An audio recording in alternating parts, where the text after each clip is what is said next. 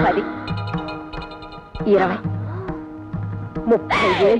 అమ్మా అమ్మా అమ్మా, నేను 2 రవ్వల నెక్లెస్లు చేయించుకుంటానమ్మా. నీకు కాకపోతే ఎవరికే పిచ్చి తల్లి. ఈ వ్యవహారం అంతా సద్దుమడిగాక నీకు కావలసిన వెళ్ళి చేయించుకుంటుదాన్ని. త్వరగా దాచేయి. చెప్పు, ఎందుకు ఈ పని చేశావు? నా చెల్లెలు నీకేం ద్రోహం చేసినా నీ పని చేశావు. ఎందుకు దాని బ్రతుకు బుగ్గిపాలు చేశావు? చెప్పు. అంటే దీనికి అంతటికీ కారణం నేనేనంటారా? నువ్వే నువ్వే నువ్వే ముమ్మాటికి నువ్వే. మొదటి నుంచి నా చెల్లెలంటే నీకు అసూయ ద్వేషం. అందుకే ఆ రోజు దొంగతనం అంటకంటే దాన్ని ఇంట్లోంచి బయటికి తరిమేశావు. ఇవాళ ఈ లోకం నుంచి సాగనెప్పు. నోటుకొచ్చినట్టు మాట్లాడకండి. బీరోలోంచి పెట్టి మీరేమన్నారు ఇచ్చాను, అంతే.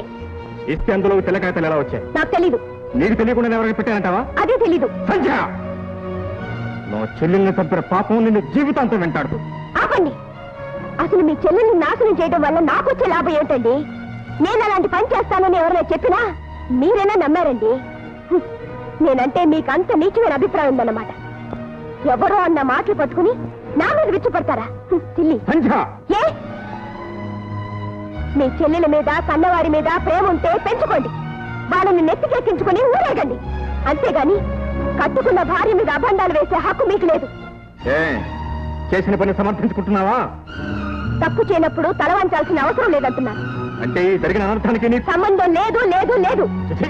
నువ్వు మనిషి కాదు, రాక్షసి. నీ మొహం చూస్తే పాపం. చూడండి, నేనేం మీ చేతి కింద నీళ్లు తాగి బ్రతకడం లేదు. మీరే నాకు అన్నం పెట్టి పోషించక్కర్లేదు.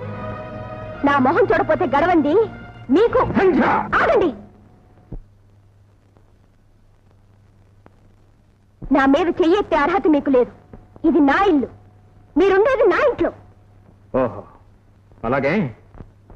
అయితే నీ ఇంట్లో నువ్వే ముందు, ఇక్కడ ఒక క్షణం కూడా ఉంది.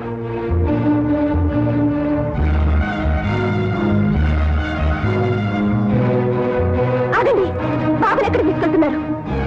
నీ నీడపడంతోటి, నీ జ్ఞాపకాలు కూడా తాకంతోటి నేను నా బిడ్డలాగా పెంచుకుంటాను.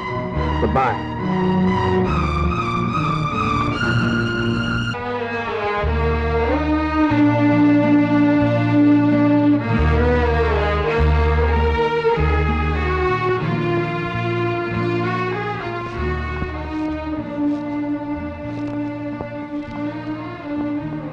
బాబు,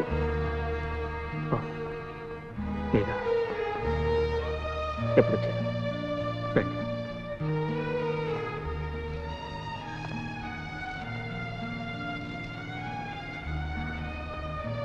అంతా విన్నాను బాబు. జరగకూడదంతా జరిగిపోయింది. ఇలాంటప్పుడు నీకు ఏం చెప్పాలో ఎలా ఓదార్చాలో తెలియటం లేదు.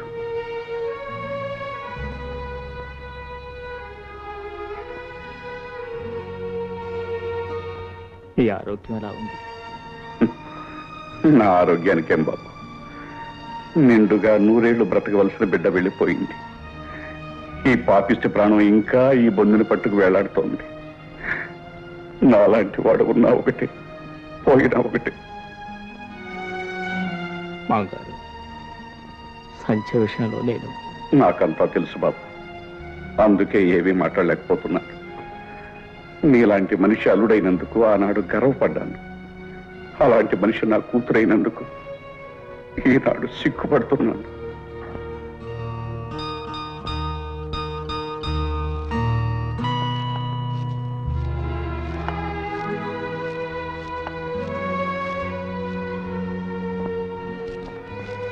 డాడీ, బాబుని చూసారా? బాగున్నాడా? ఇప్పటికి బాగానే ఉన్నాడమ్మా.